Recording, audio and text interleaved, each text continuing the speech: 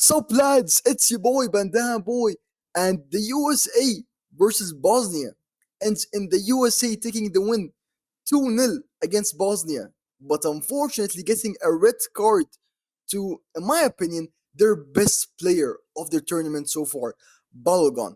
But aside from that, let's start from scratch. In the first 10 to 15 minutes, as usual, the underdog team looks like they're energized, they're ready to go, they put on the pressure, and they even had some great chances, the underdogs being Bosnia. They almost scored a goal from a corner kick, and the keeper did a great job to save it just in time so that it didn't cross the line. But after the first 10-15 minutes, it was all the USA, America. They dominated the game, and they showed that they have truly improved over the last couple of World Cups, especially since the last World Cup. We heard so much about the MLS from the days of David Beckham and Zlatan Ibrahimovic, and now when you have Messi and all these players, I know most of the players for the US team are playing abroad, the ones that are starting, but they do still have a decent amount of players that are playing in the MLS. And their skill level has truly improved in the last couple of years. We'll see how they do in the round of 16, maybe if they even reach the quarterfinals. Maybe then they'll have a proper challenge and we can see how their skills match up against the best of the best. After 15 minutes, Balogun scored a great goal, but sadly he was flagged offside. It was even better than the goal he scored later on, but the goal he scored later on stemmed from Bosnia's bad defense. One of the defenders tried to clear it, he hit it off his teammate, and it somehow set up amazingly for Balogun to just shoot it bottom left. With that being said, Balogun did an amazing job at striking the ball in the bottom left. Bosnia should have done better to clear that ball. I know they didn't plan it, but it is unfortunate. Entering halftime, again, Balogun almost scored again. He truly was their brightest superstar, but hit the bar and he didn't score. And entering the half, it was 1-0, and Bosnia needed to respond with something or they would be knocked out. It's no longer the group stages, and now the underdog teams need to find a way to break through, even if it's just that one goal and then playing some park the bus football. That's what you need to get through the knockout stages.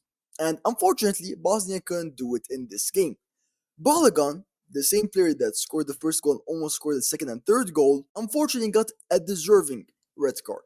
While the tackle didn't look like it was on purpose, he didn't mean to inflict any damage on the player.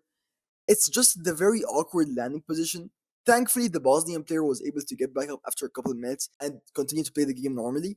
But that could have truly been a career ending injury. And I know, Balogun probably didn't mean it, but you need to take these precautions in the game.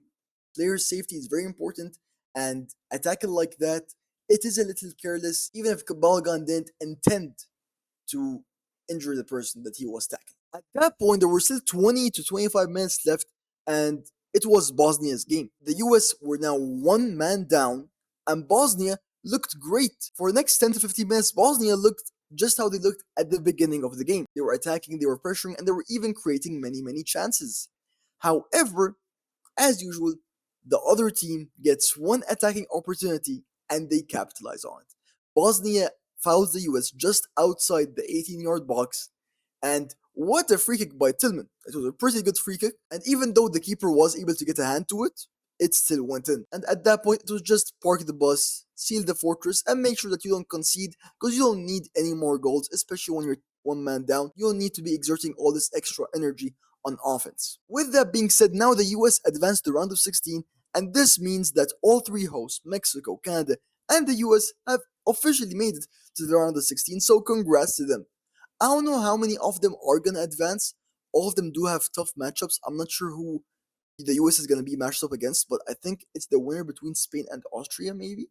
That's gonna be really tough if it is Spain. And Mexico are going against England, and if I'm not mistaken, even Canada are going up against a tough challenge. So none of them have a really easy path towards the quarterfinals, but you never know, especially Mexico. They looked amazing against Ecuador, and if it wasn't for that Harry Kane masterclass, I don't know if we would have seen England in the round of 16.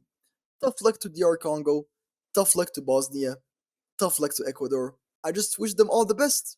Now, the remaining teams, it's gonna be exciting. I feel like most of the teams have actually upped their game a bit. And I've criticized almost all the teams during the World Cup so far, throughout the group stages and even some of the around the 32 games. But now I feel like I've finally start seeing some truly good football, even if it's not on the level of like the Netherlands versus Morocco or Netherlands versus Japan, stuff like that. It is still a good style of football. I do feel like it is the World Cup at this point. It no longer feels like it's a watered down version or oversaturated version. It feels like now we'll hopefully be getting the cream of the crop and the play should be getting better with it. With that being said, lads, tell me what y'all thought about the game. I'm not gonna, I was surprised by the US's performance. I expected them to be a little more timid than this, but they're playing as if they're one of the juggernauts, as if they're one of the favorites, and I love seeing that because it's that nervousness, it's that timidness that makes you fall and trip over yourself and not go as far in the World Cup.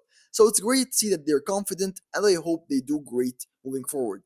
It's gonna be a tough loss for them that they don't have Balogun for the next game, since in my opinion, he is truly their best player. Only time will tell.